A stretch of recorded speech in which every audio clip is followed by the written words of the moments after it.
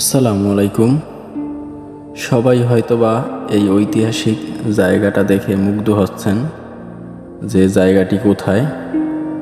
মূলত এই জায়গাটি আমাদের বেতাগী উপজেলার কাউনিয়া ইউনিয়নের ঐতিহাসিক মিয়াবাড়ি।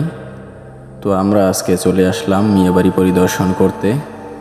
বাড়ির ভিতরে ঢোকার পরেই যে বিশাল মসজিদটি চোখে পড়ল, সেটি আসলেই দৃষ্টিনন্দন এবং মসজিদের সামনে রয়েছে বিশাল এক পুকুর, যেখানে মসজিদের মুসল্লিরা ওযু করেন এবং তাছাড়াও এলাকার লোকজন গোসল করেন।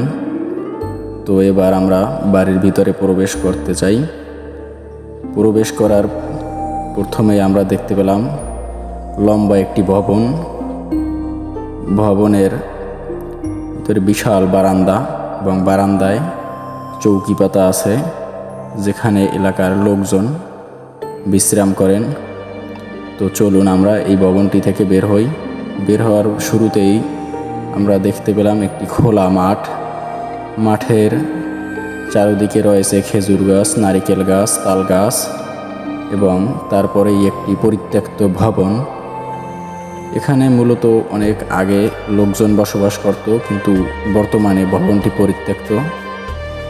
এবং ভবনটি পেরিয়েই আমরা প্রবেশ করলাম বাড়ির মূল ফটকের ভিতরে।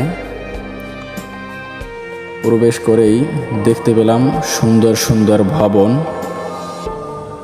ভবনগুলোর এই পাশের দুটি ভবনে কিছু লোক বসবাস করেন এবং ওই পাশের তিনটি ভবনে তেমন কোনো লোক বসবাস করার বাসযোগ্য না। মূলত এই ভবনটিতে লোক বসবাস করেন এবং সামনের এই ভবনটিতেও লোক বসবাস করে।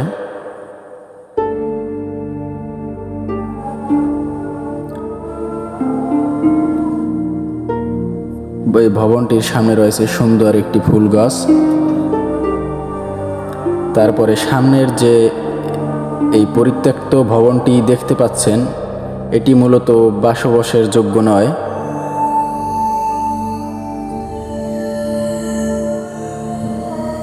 এই ভবনটির পাশে আর একটা ভবন রয়েছে। এই ভবনটি দিয়ে উপরে ওঠার মতো একটি সিঁড়ি রয়েছে। তো চলুন আমরা উপরে উঠি। বাড়িটি দেখেই প্রথমে আমরা উপলব্ধি করতে পেরেছিলাম যে এটি একটি ঐতিহাসিক বাড়ি, দৃষ্টিনন্দন, এবং আমরা এসে আসলেই বুঝতে পারলাম। তো এবার আমরা বাড়ির ছাদের উপরে উঠলাম। বাড়ির ছাদের উপরে উঠে আসলেই আমরা বুঝতে পারলাম বাড়ির আসল সৌন্দর্যটা।